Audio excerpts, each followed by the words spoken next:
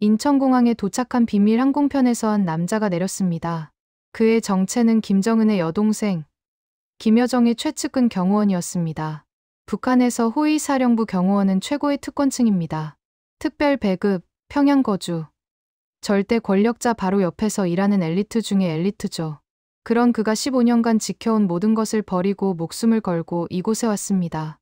과연 김여정 곁에서 그는 무엇을 보았고 둘 사이에 무슨 일이 있었던 걸까요?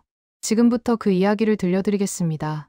여러분의 구독과 좋아요가 숨겨진 북한의 진실을 세상에 알리는 힘이 됩니다. 그날 밤, 나는 김여정 동지를 버렸습니다. 베이징 한복판에서 추격조를 피해 숨어 있던 그 순간, 저는 문득 생각했습니다. 15년 동안 목숨 걸고 지켜온 그 사람이 결국 저를 죽이려 했다는 사실을요. 하지만 이 모든 이야기는 훨씬 오래전, 제가 8살이던 그 추운 겨울부터 시작되었습니다. 저는 함경북도 청진 앞바다가 보이는 작은 마을에서 태어났습니다. 아버지는 탄광에서 일하셨고 어머니는 옥수수밭을 일구셨죠. 지금도 기억납니다. 저녁이면 아버지가 까만 탄가루를 온몸에 묻히고 돌아오시던 모습, 어머니가 옥수수죽을 끓이며 우리 현철이 오늘도 잘 참았네 하시던 목소리가요. 그때가 1997년, 그러니까 제가 8살이던 해 겨울이었습니다. 여러분도 들어보셨을 겁니다. 고난의 행군이라고 했죠. 우리나라 6.25 때도 군 줄였다고 하지만 북에서는 그보다 더했습니다. 하루 한 끼도 제대로 먹지 못하는 날들이 이어졌습니다. 어느 날 밤이었습니다. 아버지가 탄광에서 쓰러지셨다는 소식을 들었습니다. 굶주림과 과로로 몸을 가누지 못하신 거였죠. 어머니는 제 손을 꼭 잡고 아버지 병상으로 달려갔습니다. 하지만 약 한 알 구하기도 하늘의 별 따기였습니다. 사흘 뒤 아버지는 그렇게 돌아가셨습니다. 어머니는 그 후로 혼자 저를 키우려 애쓰셨습니다. 옥수수밭에서 얻은 것조차 거의 다 배급소에 내야 했지만 어머니는 몰래 한 줌씩 남겨두고 저에게 먹이셨습니다. 엄마는 배가 안 고프다고 거짓말을 하시면서요. 그해 봄, 어머니도 굶주림으로 쓰러지셨습니다. 저는 8살 아이의 손으로 어머니를 모셔야 했습니다. 동네 어른들이 도와주셨지만 관 하나 제대로 없었습니다. 아버지와 어머니를 마을 뒷산에 나란히 묻던 그날, 저는 그 작은 무덤 앞에서 하염없이 울었습니다. 며칠 뒤 보안원들이 저를 데리러 왔습니다. 고아원으로 가야 한다고 했습니다. 저는 부모님 묘소를 뒤돌아보며 떠났습니다. 그게 고향을 떠나는 마지막이었습니다. 평양 근처 고아원에서의 생활은 참혹했습니다. 하지만 거기서 저는 한 가지를 배웠습니다. 당을 부모로 삼아라. 매일 아침 김일성 초상화 앞에서 감사합니다를 외쳐야 했습니다. 부모님이 그리워 울면 선생은 말했습니다. 네, 부모는 이제 당이다. 그렇게 10년이 흘렀습니다. 2009년, 제가 24살이 되던 해였습니다. 호위사령부에서 고아원 출신 청년들을 선발한다는 소식이 들렸습니다. 전국에서 100명 중 1명만 뽑는다고 했습니다. 왜 고아들을 뽑는지 나중에야 알았습니다. 가족이 없는 아이들은 배신할 사람도 인질로 잡힐 사람도 없으니까요. 순수하게 당에만 충성하라는 뜻이었죠. 1년간의 지옥 훈련이 시작되었습니다. 1초라도 늦으면 탈락입니다. 총알이 빗발치는 훈련장을 뚫고 얼어붙은 강물을 헤엄쳐 건너고 사흘 동안 잠도 안 자고 경계 근무를 섰습니다. 같이 훈련받던 동료들이 하나둘 떨어져 나갔습니다. 하지만 저는 버텼습니다. 살아남아야 했으니까요. 고아원에서 배운 대로 충성하면 살 수 있다고 믿었으니까요. 마침내 저는 호위사령부 정식 대원이 되었습니다. 2015년 30살이 되던 해, 제게 특별한 발령이 떨어졌습니다. 김여정 동지 전담 경호조로 배치한다. 그때 저는 몰랐습니다. 이 발령이 제 인생을 완전히 바꿔놓을 줄은요. 김여정 동지를 가장 가까이서 지켜보게 될 줄은요. 그리고 그 모든 것이 결국 제가 이 나라를 떠나는 이유가 될 줄은요. 그날 김여정 동지는 미소 지으며 말했습니다. 터트려버려. 2015년부터 2024년까지 저는 김여정 동지의 그림자였습니다. 경호원이라는 것은 그 사람보다 세 걸음 뒤에서 모든 걸 보고도 못 본 척해야 하는 자리입니다. 하지만 제가 본 것들은 제 눈을 의심하게 만들었습니다. 처음 김여정 동지를 뵀을 때는 2015년 봄이었습니다. 그때 그분은 31살이셨죠. 경호원들 고생이 많다며 웃어주시고 겨울에는 따뜻한 차도 내려주셨습니다. 저는 생각했습니다. 역시 백두혈통은 다르구나. 인민을 생각하시는구나. 하지만 세월이 흐르면서 저는 다른 모습을 보게 되었습니다. 2020년 6월 개성공동연락사무소가 폭파되던 날이었습니다. 그날은 화창한 여름날이었습니다. 김여정 동지는 당 청사 집무실에서 보고를 받고 계셨습니다. 군 간부가 폭파 계획안을 올렸죠. 동지, 개성연락사무소를 폭파하겠습니까? 김여정 동지는 서류를 훑어보시더니 아주 담담하게 말씀하셨습니다. 터트려버려. 남조선 놈들한테 확실히 보여줘야지. 저는 문 밖에서 경호 서 있다가 그 말을 들었습니다. 마치 저녁 메뉴를 고르듯 태연한 목소리였습니다. 며칠 뒤 TV에서 개성연락사무소가 폭파되는 장면이 나왔습니다. 김여정 동지는 그 영상을 보시며 만족스러운 미소를 지으셨습니다. 여러분, 그 건물은 남북이 대화하려고 만든 곳이었습니다. 우리 부모님 세대가 그토록 바라던 통일의 상징이었죠. 그런데 그걸 한마디로 날려버리는 모습을 보고 저는 처음으로 의문이 들었습니다. 이게 과연 옳은 일인가? 2021년 어느 날 오후였습니다. 김여정 동지는 남한을 비난하는 담화문을 자주 발표하셨는데 제가 목격한 건 담화문을 쓰는 과정이었습니다. 비서들이 담화문 초안을 들고 들어왔습니다. 김여정 동지가 물으셨죠. 욕을 뭘로 할까? 쓰레기로 할까? 인간 추물로 할까? 아니면 미친 개로 할까? 비서들이 각각 의견을 냈습니다. 마치 식당 메뉴판 보듯이요. 김여정 동지는 고민하시더니 결정하셨습니다. 이번엔 미친 개로 하자. 좀 더 센 게 좋겠어. 여러분, 저는 그 순간 충격을 받았습니다. 담화문이라는 게 나라의 입장을 밝히는 공식 문건 아닙니까? 그런데 욕설을 고르는 모습이 장마당에서 물건 고르는 것과 다를 바 없었습니다. 남북이 같은 민족인데 이렇게 말해도 되는 건가 싶었습니다. 김정은 위원장의 딸 김주애가 공개석상에 나타나기 시작한 건 2022년부터였습니다. 그때부터 김여정 동지의 표정이 달라졌습니다. 어느 날 김여정 동지가 측근과 대화하는 걸 우연히 들었습니다. 저 애가 나를 밀어낼 거야. 아버지가 주애만 보면 얼굴이 달라진다고. 목소리에 불안함이 묻어났습니다. 백두혈통이라고 다 같은 게 아니었던 겁니다.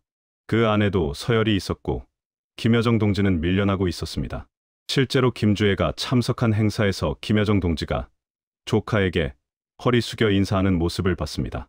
몇 년 전만 해도 당의 실세였던 분이 이제는 10살도 안 된 아이 앞에서 고개를 숙이고 계셨습니다. 그날 밤 김여정 동지는 혼자 집무실에 남아 술을 드셨습니다. 저는 문 밖에서 경호를 서면서 안에서 들려오는 한숨 소리를 들었습니다. 김여정 동지의 남편은 우인학이라는 공군 장교였습니다. 하지만 둘의 관계는 냉랭했습니다. 한 번은 집무실에서 부부가 말다툼하는 소리를 들었습니다. 당신은 그냥 군인일 뿐이야. 백두혈통은 나라고 명심해. 김여정 동지의 날카로운 목소리였습니다. 남편은 아무 말도 하지 못했죠. 권력 앞에서 부부도 평등하지 않았습니다. 그 후로 우인학은 거의 집무실에 오지 않았습니다. 가끔 공식 행사에서 함께 나타나지만 서로 말도 거의 나누지 않았습니다. 겉으로만 부부였습니다. 2015년 초기에 김여정 동지는 웃음도 많고 경호원들한테도 친절했습니다. 하지만 2020년을 넘어서면서 눈빛이 차가워졌습니다. 명령은 더 강압적이 되었고 주변 사람들을 의심하기 시작했습니다. 2023년쯤에는 완전히 달라져 있었습니다. 측근들조차 함부로 말을 걸지 못했고 경호원들은 눈도 마주치지 않으려 했습니다. 저는 깨달았습니다. 권력이라는 게 사람을 이렇게 바꾸는구나. 아니, 원래 이런 모습이었는데 권력이 드러나게 한 건가. 그리고 저는 점점 더 두려워졌습니다. 이 사람 곁에 있는 게 과연 안전한 일인가?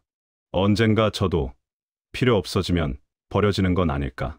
그 예감은 얼마 지나지 않아 현실이 되었습니다. 그날도 평범한 아침이었습니다. 2023년 가을, 평양당 청사 앞이었습니다.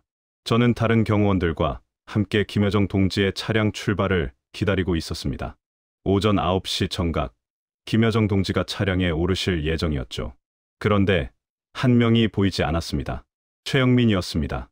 최영민은 저와 함께 호위사령부에 들어온 동료였습니다. 10년을 함께 근무했습니다.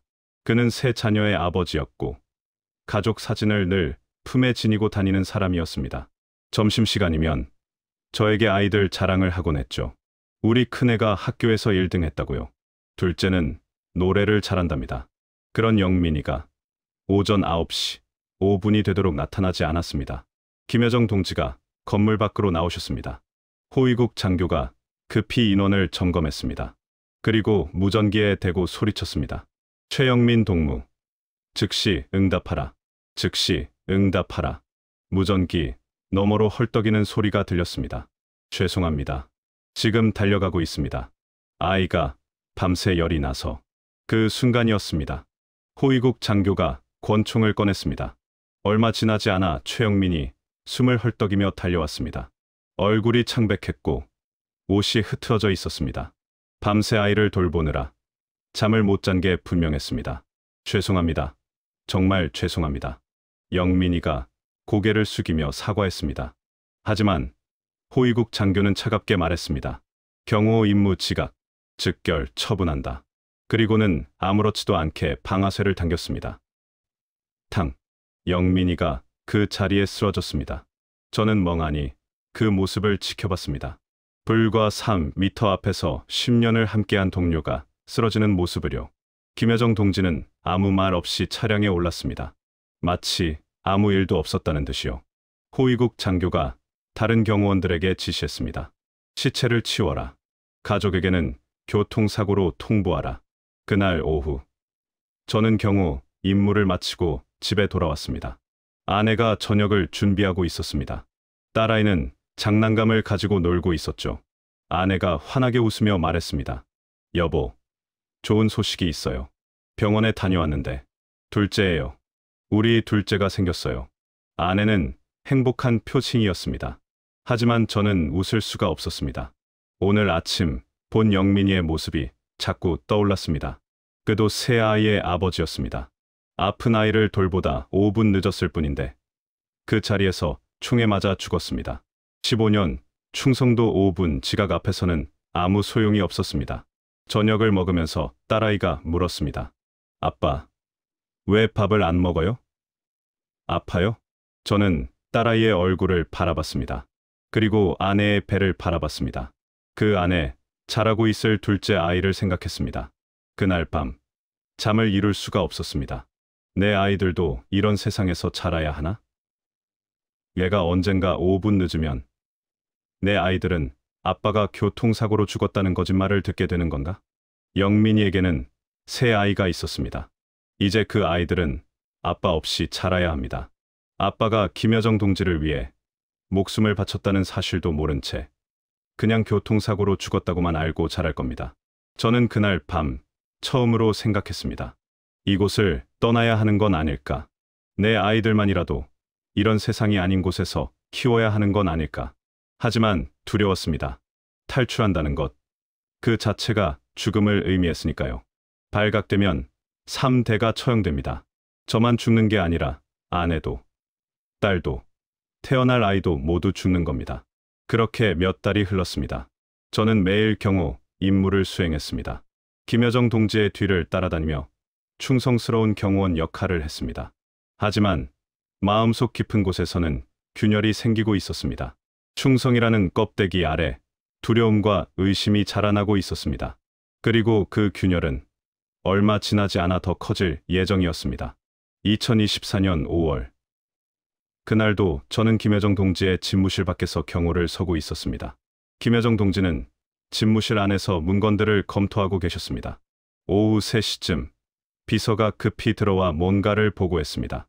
김여정 동지가 자리에서 일어나 비서를 따라 나가셨습니다. 잠깐만 기다려. 금방 올게. 문이 닫혔습니다. 저는 복도에 홀로 남았습니다. 그때였습니다. 집무실 안에서 전화벨이 울렸습니다. 경호 규정상 김여정 동지가 안 계실 때는 경호원이 들어가서 확인해야 했습니다. 혹시 긴급 상황일 수도 있으니까요. 저는 문을 열고 조심스럽게 들어갔습니다. 책상 위에 전화기가 울리고 있었습니다. 저는 수화기를 들여다가 그만 책상 위에 펼쳐진 문건을 보고 말았습니다. 빨간 글씨로 쓰인 제목이 눈에 들어왔습니다. 내부 동료 가능 인물 검토 보고서. 심장이 빨리 뛰기 시작했습니다. 보면 안 되는 걸 알았습니다. 하지만 그냥 지나칠 수가 없었습니다. 문건에는 이름들이 나열되어 있었습니다. 당 간부, 군 장교, 그리고 경호원 명단까지. 각 이름 옆에는 간단한 메모가 적혀 있었습니다. 제 눈이 한 줄에 멈췄습니다. 이연철, 호위사령부 경호원. 최영민 사건 후 동양 불순 징후. 제거 검토 필요. 손이 떨렸습니다. 식은땀이 등줄기를 타고 흘렀습니다. 제거 검토 필요. 그 말은 곧 죽음을 뜻했습니다. 저는 급히 문건을 원래 자리에 놓았습니다. 전화는 이미 끊어져 있었습니다. 저는 집무실을 나와 다시 복도에 섰습니다. 몇 분 후 김여정 동지가 돌아오셨습니다. 저는 아무렇지 않은 척 경례를 했습니다. 하지만 가슴은 미친 듯이 뛰고 있었습니다. 그날 밤 집에 돌아와서도 정신을 차릴 수가 없었습니다. 아내가 저녁을 차려놓고 기다리고 있었지만 밥이 넘어가지 않았습니다. 여보, 왜 그래요? 어디 아파요? 아내가 걱정스러운 얼굴로 물었습니다. 아니야, 괜찮아. 그냥 좀 피곤해서. 6살 딸아이가 제 옆에 와서 앉았습니다. 아빠, 안색이 안 좋아요. 아빠 많이 아파요? 딸아이의 작은 손이 제 손을 잡았습니다. 저는 딸의 얼굴을 바라봤습니다. 맑은 눈동자, 천진한 미소. 이 아이는 아무것도 모릅니다. 아빠가 지금 죽음의 명단에 올라 있다는 것을. 최근 몇 달 동안 변화가 느껴졌습니다. 김정은 위원장의 딸 김주애가 점점 더 많은 행사에 나타났습니다. 당 간부들이 김주애에게 고개를 숙이는 모습을 봤습니다. 김여정 동지의 권한은 조금씩 줄어들고 있었습니다. 그리고 권력이 흔들릴 때 가장 먼저 제거되는 건 측근들이었습니다. 저는 깨달았습니다. 충성파라고 해서 안전한 게 아니었습니다. 오히려 너무 많이 알기 때문에 언제든 제거될 수 있는 존재였습니다. 영민이가 5분 늦어서 죽었다면 저는 의심받아서 죽을 차례였습니다. 그날 밤 잠을 이룰 수 없었습니다. 침대에 누워 천장만 바라봤습니다. 여기서 죽을 순 없다. 이렇게 죽을 순 없다. 아내가 뱃속의 아이, 옆에서 자고 있는 딸, 그리고 저 자신. 우리는 살아야 했습니다. 하지만 어떡해요? 평양에서 탈출한다는 건 불가능에 가까웠습니다. 호위국 경호원은 모든 동선이 감시됩니다. 가족까지 데리고 나간다는 건 더더욱 불가능했습니다. 그런데도 그날 밤부터 저는 생각하기 시작했습니다. 방법을 찾기 시작했습니다. 살아남기 위해, 가족을 지키기 위해 저는 불가능을 가능으로 만들어야 했습니다. 그날 밤 저는 결심했습니다. 아내에게 진실을 말해야겠다고. 밤 11시가 넘어서였습니다. 딸아이가 잠든 후 저는 아내를 작은 방으로 데려갔습니다. 여보, 할 말이 있소. 저는 모든 것을 털어놓았습니다. 최영민이 5분 늦어서 죽은 일, 제가 숙청 명단에 오른 사실, 언제 끌려갈지 모른다는 것까지.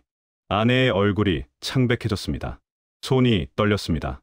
하지만 곧 아내는 제 손을 꼭 잡았습니다.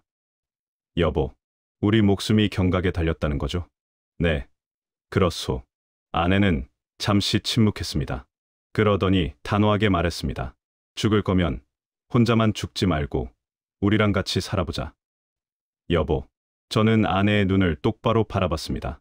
그 눈에는 두려움도 있었지만 결단도 있었습니다. 탈출한다는 건 발각되면 우리 모두 죽는다는 거요. 알아요. 하지만 여기 남아 있어도 죽잖아요. 그럼 한번 해봐요. 우리 아이들만이라도 살려야죠. 그 순간 저는 제가 얼마나 좋은 사람과 결혼했는지 깨달았습니다.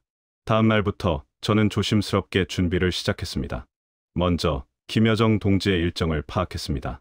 곧 베이징 방문 일정이 있었습니다. 중국 고위급 인사와 면담 예정이었죠. 저도 당연히 수행해야 했습니다. 베이징, 거기서 탈출하는 겁니다. 평양에서 가족과 함께 나가는 건 불가능했습니다. 하지만 베이징에서 혼자 이탈한 뒤 아내와 딸을 나중에 빼내는 방법을 찾아야 했습니다. 저는 몇 년 전 만났던 중국 조선족 상인을 떠올렸습니다. 그는 북한과 중국을 오가며 장사를 했습니다. 한 번은 제게 명함을 건네며 말했었죠. 혹시 도움 필요하면 연락하시오. 당시에는 무슨 뜻인지 몰랐습니다. 이제는 알았습니다. 그는 브로커였습니다. 저는 조심스럽게 그 명함을 찾았습니다. 그리고 공중전화로 연락했습니다. 베이징에서 사람 하나 도와줄 수 있소? 전화 너머로 잠시 침묵이 흘렀습니다. 가격은 2와 5천 불이요. 절반은 선불이요. 저는 몇 년 동안 모은 돈이 있었습니다. 호위국 경호원은 월급이 일반인보다 많았고 특별 배급도 받았습니다. 저는 그걸 조금씩 모아왔습니다. 정확히 5천 불이 있었습니다. 매일 저녁 딸아이가 잠든 후 아내와 계획을 세웠습니다. 제가 베이징에서 이탈하면 당국이 즉시 아내와 딸을 감시할 겁니다. 그 전에 둘을 숨겨야 했습니다. 아내의 친척이 함경도에 살았습니다. 거기 먼저 피신한 뒤 제가 중국에서 안전하게 자리 잡으면 브로커를 통해 데려오는 겁니다. 5월 말 저는 청진 출장을 갔습니다. 김여정 동지의 지방 시찰 수행이었습니다. 그곳에서 저는 시간을 내어 부모님 묘소를 찾아갔습니다. 27년 만이었습니다. 8살에 떠난 그곳, 부모님을 묻었던 그 작은 언덕, 무덤은 풀에 덮여 있었습니다. 저는 풀을 걷어내고 무릎을 꿇었습니다. 아버지, 어머니, 아들 현철입니다. 목이 메었습니다. 이제 따라갈 순 없습니다. 제게 지킬 가족이 있습니다. 자유로운 곳에서 손주들을 키우겠습니다. 용서해 주십시오. 저는 무덤 앞에서 한참을 울었습니다. 그리고 일어섰습니다. 평양으로 돌아와 저는 아내에게 말했습니다. 6월 15일 베이징 수행 날짜요. 그날이 우리의 마지막 기회요. 아내가 고개를 끄덕였습니다. 우리 꼭 살아남아요. 여보, 딸아이가 자는 모습을 바라봤습니다. 이 아이는 자유롭게 살아야 합니다. 김여정의 명령 따위에 목숨 걸지 않아도 되는 곳에서요. 이제 준비는 끝났습니다. 남은 건 실행뿐이었습니다. 2024년 6월 15일 평양 순안공항 김여정 동지의 베이징 출장 수행단이 전용기에 올랐습니다. 저는 경호조 3명 중 1명으로 동행했습니다. 비행기 안에서 저는 창밖을 바라봤습니다. 평양이 점점 작아졌습니다. 혹시 이게 마지막일까? 다시는 이 땅을 못 볼까? 베이징 공항에 도착한 건 오전 10시였습니다. 김여정 동지는 호텔로 이동하셨고 우리는 같은 층에 배치되었습니다. 오후 2시 김여정 동지는 중국 고위급 인사와 면담을 하셨습니다. 저는 회의장 밖에서 경호를 섰습니다. 회의가 끝난 건 저녁 6시였습니다. 저녁 식사 후 김여정 동지는 호텔 방으로 들어가셨습니다. 밤 10시 교대 시간이었습니다. 제가 야간 경비를 맡았습니다. 자정이 가까워졌습니다. 김여정 동지 방에서 불이 꺼졌습니다. 주무시는 겁니다. 바로 그때 저는 움직였습니다. 복도 끝 화장실로 갔습니다. 그리고 미리 확인해둔 비상계단으로 내려갔습니다. 1층 로비를 피해 뒷문으로 나왔습니다. 호텔 밖 어둠 속에 검은 차 한 대가 기다리고 있었습니다. 차 문이 열렸습니다. 브로커였습니다. 빨리 타시오. 저는 차에 올랐습니다. 차가 출발했습니다. 뒤를 돌아보니 호텔이 점점 멀어졌습니다. 그 순간 깨달았습니다. 이제 되돌릴 수 없다고. 저는 김여정 동지를 버렸습니다. 15년 충성을 버렸습니다. 그리고 목숨을 걸었습니다. 새벽 1시쯤 호텔에서 연락이 왔을 겁니다. 리현철이 사라졌다고. 호위국이 긴급 지시를 내렸을 겁니다. 즉시 확보하라. 살아서든 죽어서든. 차는 베이징 외곽으로 달렸습니다. 40분쯤 달려 작은 마을에 도착했습니다. 브로커가 말했습니다. 여기서 새벽까지 숨어 계시오. 북한 대사관이 중국 공안과 함께 수색 중이오. 저는 허름한 집 지하실로 안내받았습니다. 창문도 없는 작은 방이었습니다. 시간이 천천히 흘렀습니다. 새벽 2시, 3시, 4시, 새벽 4시쯤 밖에서 차 소리가 들렸습니다. 열어 대었습니다. 멈춰 섰습니다. 저는 숨을 죽였습니다. 차 문이 열리는 소리, 발걸음 소리, 중국어로 뭔가 대화하는 소리. 발견되면 끝입니다. 바로 그 자리에서 사살당할 겁니다. 10분이 지났습니다. 차들이 다시 출발했습니다. 멀어졌습니다. 브로커가 내려왔습니다. 추격조였소. 근처를 수색하고 갔소. 하마터면 큰일 날 뻔했소. 제 손은 떨리고 있었습니다. 새벽 6시. 브로커가 말했습니다. 지금 움직이면 딱 10분 차요. 한국 대사관까지 30분 거리요. 지금 가야 하오. 저는 차에 다시 올랐습니다. 베이징 시내로 들어갔습니다. 아침 출근 시간이라 차들이 많았습니다. 그게 오히려 다행이었습니다. 오전 9시. 차가 한 건물 뒷골목에 멈췄습니다. 저기 보이는 건물이 한국 대사관이요. 뒷문으로 들어가시오. 조심하시오. 저는 차에서 내렸습니다. 가슴이 터질 듯 뛰었습니다. 건물을 향해 걸었습니다. 50m, 30m, 10m. 대사관 뒷문이 보였습니다. 바로 그때 뒤에서 차 소리가 들렸습니다. 급정거하는 소리. 저는 뒤를 돌아봤습니다. 검은 차 세 대가 멈춰 섰습니다. 차에서 사람들이 내렸습니다. 북한 추격조였습니다. 저는 뛰었습니다. 대사관 문을 향해 미친 듯이 뛰었습니다. 뒤에서 소리가 들렸습니다. 리연철, 멈춰라.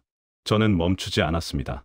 문까지 20m, 10m, 5m. 대사관 경비가 저를 봤습니다. 저는 외쳤습니다. 저는 북한 호위국 소속입니다. 망명 요청합니다. 경비가 급히 문을 열었습니다. 저는 그 문 안으로 뛰어들었습니다. 바로 그 순간 북한 추격조가 대사관 앞에 도착했습니다. 하지만 이미 늦었습니다. 저는 대한민국 영토 안에 있었습니다. 대사관 직원이 저를 안쪽으로 데려갔습니다. 안전합니다. 이제 안전합니다. 저는 그제야 무릎이 풀렸습니다. 바닥에 주저앉았습니다. 10분. 딱 10분 차이였습니다. 10분만 늦었어도 저는 붙잡혔을 겁니다. 하지만 저는 살아남았습니다. 6월 20일. 저는 인천공항에 도착했습니다. 비밀 귀국편이었습니다. 북한 당국이 추적할 수 없도록 조치된 비행기였습니다. 비행기에서 내려 대한민국 땅을 밟는 순간 눈물이 났습니다. 살았구나. 정말 살아남았구나. 국정원으로 이송되었습니다. 한 달간 조사를 받았습니다. 조사관들은 정중했습니다. 협박도 없고 폭력도 없었습니다. 그저 진실을 원했습니다. 저는 모든 것을 말했습니다. 김여정 동지가 개성 연락사무소 폭파를 명령한 일, 담화문에서 욕설을 고른 일, 김주애 때문에 불안해하던 모습, 최영민이 5분 늦어 사살된 일, 제가 숙청 명단에 오른 일. 조사관이 말했습니다. 당신은 살아남아야 했습니다. 이 증언은 매우 중요합니다. 감사합니다. 처음으로 누군가가 제게 감사하다고 말했습니다. 명령이 아니라 감사를. 7월 말, 저는 하나원으로 갔습니다. 탈북자들이 한국 사회에 적응하는 곳이었습니다. 첫날, 편의점에 갔습니다. 24시간 문을 연다고 했습니다. 밤에도 물건을 살 수 있다니, 감시도 없이, 허락도 필요 없이. 저는 그 작은 가게 앞에서 한참을 서 있었습니다. 하나원에서는 함부로 명령하는 사람이 없었습니다. 선생님들은 존댓말을 썼습니다. 무엇이 필요하세요? 도와드릴까요? 저는 혼란스러웠습니다. 이게 진짜인가? 명령 없이도 살 수 있는 건가? 7월 중순, 기적이 일어났습니다. 아내와 딸이 중국을 경유해 한국에 도착한 겁니다. 브로커가 제 가족을 무사히 빼냈습니다. 재회의 순간, 저는 아내와 딸을 꼭 껴안았습니다. 아빠, 딸아이가 저를 보고 울었습니다.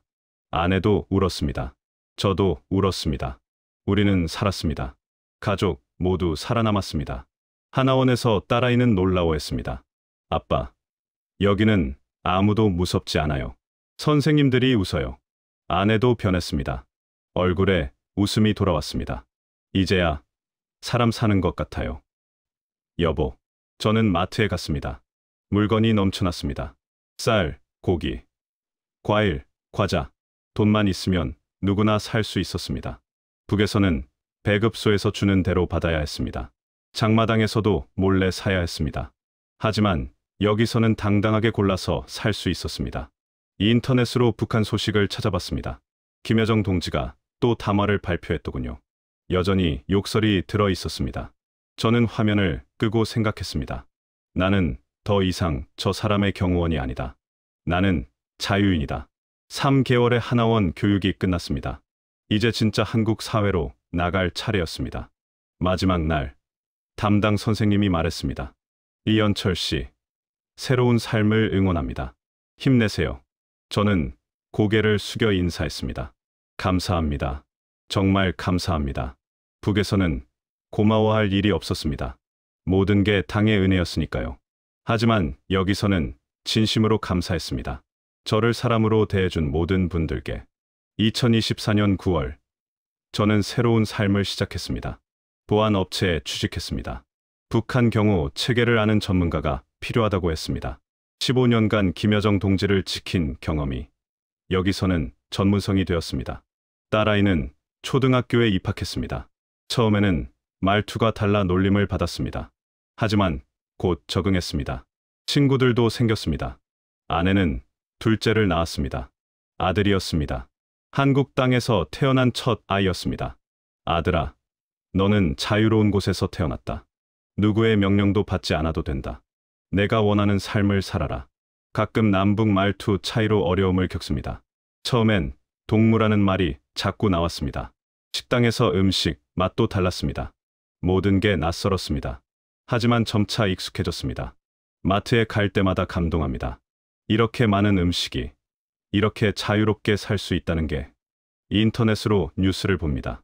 북한 소식도 마음대로 찾아볼 수 있습니다. 김여정 동지가 또 담화를 냈더군요. 저는 그저 화면을 끕니다.